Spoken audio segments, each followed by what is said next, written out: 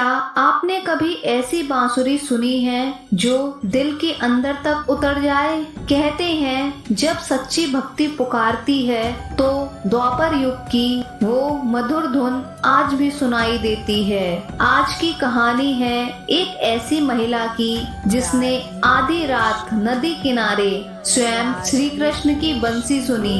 अगर आप भी राधे कृष्ण कहते हैं तो इस कहानी को अंत तक जरूर सुनिए। उत्तर प्रदेश के एक छोटे से गांव में रहती थी मीरा। पति की मृत्यु के बाद उसकी जिंदगी बस संघर्ष बन गई थी।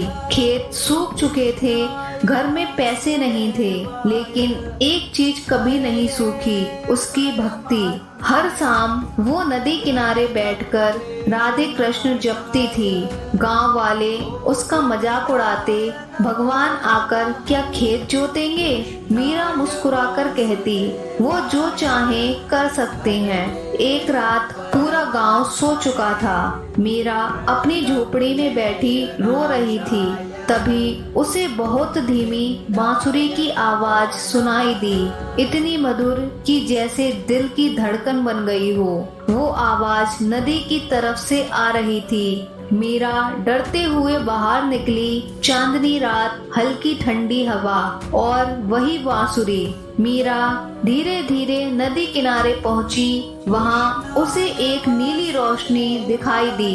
रोशनी के बीच एक छाया, मोरपंख, पीतांबर। उसकी आंखों से आंसू बहने लगे। वो जमीन पर बैठ गई।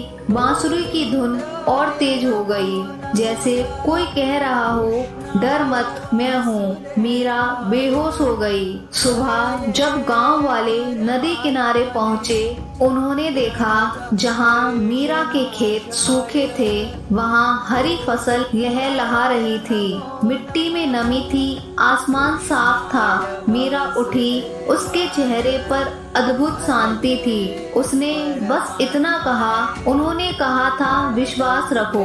गांव वाले चौंक गए। उसी रात कुछ और लोगों ने भी बांसुरी की हल्की धुन सुनी। तीसरी रात मीरा फिर नदी किनारे आई। इस बार उसने डर के बजाय प्रेम महसूस किया। बांसुरी की धुन आई और उसके सामने एक दिव्य प्रकाश प्रकट हुआ। एक मधुर स्वर, जब भी मन सच्चा होगा मैं यहीं मिलूंगा। धुन धीरे धीरे गायब हो गई, लेकिन उस दिन के बाद गांव में कभी सूखा नहीं पड़ा। दोस्तों, भगवान को देखने के लिए आंखें नहीं, दिल चाहिए। जब भक्ति सच्ची होती है तो बंसी की धुन आज भी सुनाई देती है। अगर आप भी विश्वास रखते हैं, कमेंट में लिखिए राधे राधे।